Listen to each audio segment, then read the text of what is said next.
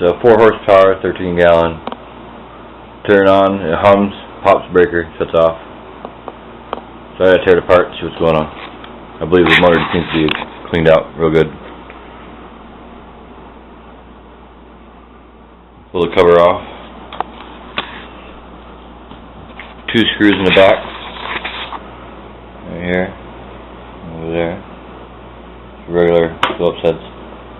I already took it off once. And then this, I'm gonna do this hose.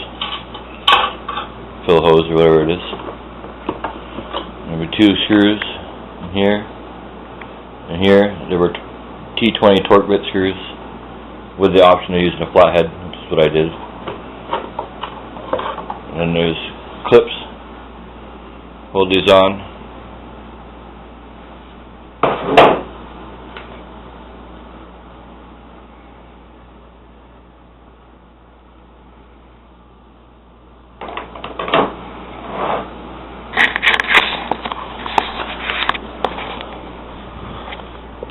It's got a broken motor mount, which is going to be an interesting repair. Gauges, that one's screwed up severely and will need to be probably replaced. I've already pulled this off, got my wires to the motor out. I'm just going to pull the motor mounts off, unbolt them. I'm going to pull this cover off here once I get it up on the table. And I got my Super Duty cleaner. Should work pretty good. And if that don't work, I'm going to look into these capacitors or whatever they are. They're just starting to run. Something's causing it not to want to turn. It just hums, pops the breaker. Or it'll turn on if you hit it, I was told. But yeah, I'm just gonna go ahead and pull this motor off, and then show you another thing when I get it up on the table. Right. Thank you. Alright, so I took the one bolt out right there for the motor. The other 2 I just loosened. That's the broken spot. I took that one out, slid the motor to the right, took it off. Now it's sitting here in front of me. Loosened up 6 of these screws. There, slide right out now. This one, this plate, the power wires. Slides over, up and off. Let the screws right into this thing. Disconnect the ground. And that should be everything I need to pull this cover off. And then I got a spray. You can't see really inside there. There's a thing in there, like a clutch. Most likely that's dirty and not making a good contact to let the starter capacitor do its job. So I'll get this apart some more, and then hopefully it'll work.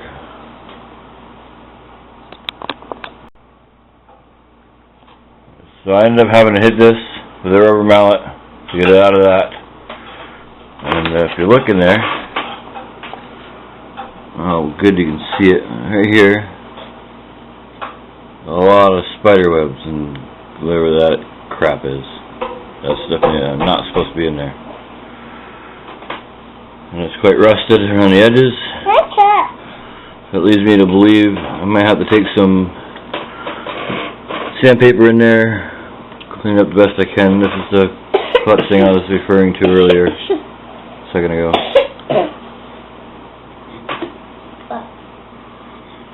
Trying to do this with a 2-year-old running around and getting into things. It's quite interesting. So yeah, it seems to turn good. Maybe if I just spray in there with a cleaner. I really would like to get all that rust out of there.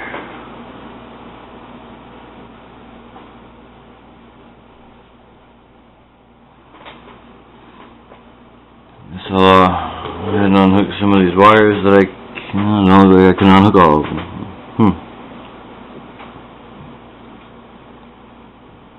Oh, I might just have to leave the wires hanging attached to this thing. I can unhook this one, this one, this one, this one, but not, the blue one doesn't look unless it slides up out of there. I don't know. I'll figure it out.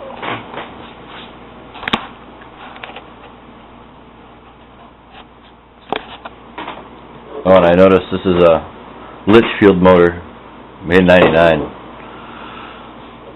The air compressor is a little older than I thought it was. It's worth the money though. Alright, I just got back in, sprayed around the inside of that. I held it this end up. It's got a plastic fan on there and I didn't want to break it on the ground. And I sprayed the carb cleaner from in through these vents. And then gave it a few spins, and I cleaned up around in here, got all the cobwebs and stuff out of there. I put some of my contact cleaner, which is a separate stuff I got from my guitar, onto, you know, see it, in there, because this is a switch. There's a switch. I made sure I put the contact cleaner on there. I'm just going to throw everything back together real quick and see if it made any progress. If not, I will have to pull the fan and the piston off and get this black case off to clean the rust and everything out of here. Probably should do that anyways. I'm going to look into getting replacement start and run capacitors because I don't plan on getting rid of this thing. So I think it would be good to have at least a backup if I don't need them. And a couple gauges. I'd like to replace that hose right there because it's got kinks in it, and it's not. You can still blow air through it, so I guess it'll be all right.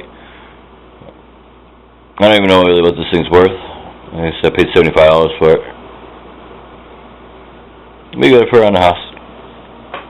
All right, let me get this back together, and I'll post a quick video or add to the video when I know if it runs or not. All right, small tip when putting this back together. 4 long screws. I go down inside this motor. If you look down in there, there's a hole down in there, and one over here. You're going to look down in there. I don't know, put a white piece of paper underneath, and you can line that hole up all the way down through to where this goes through and tightens in.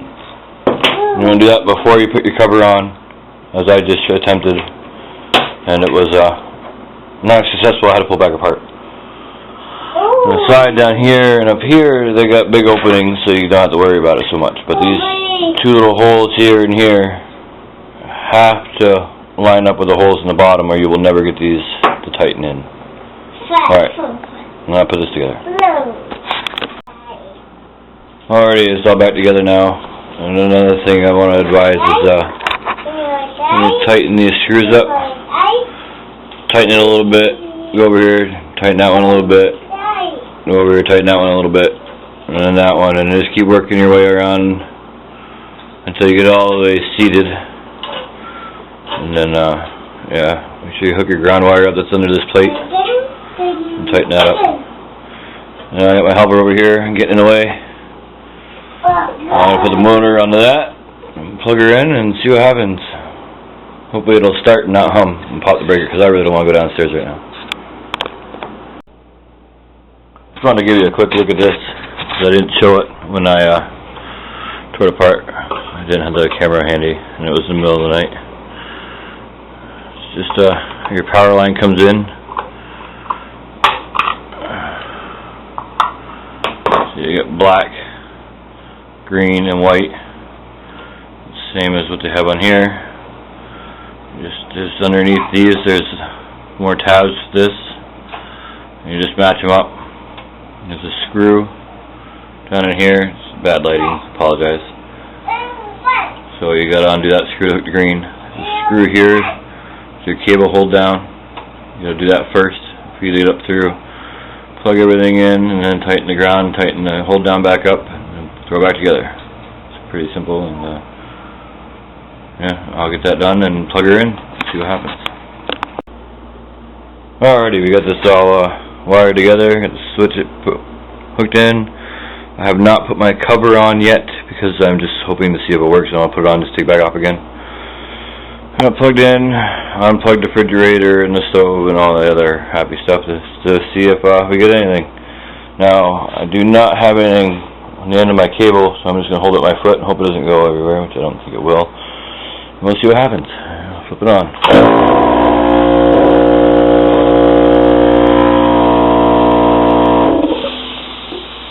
That's a little better than a hum. So, I'll try it again real quick. Oh. That was the breaker. Guess we're gonna go downstairs. But hey, it turned on.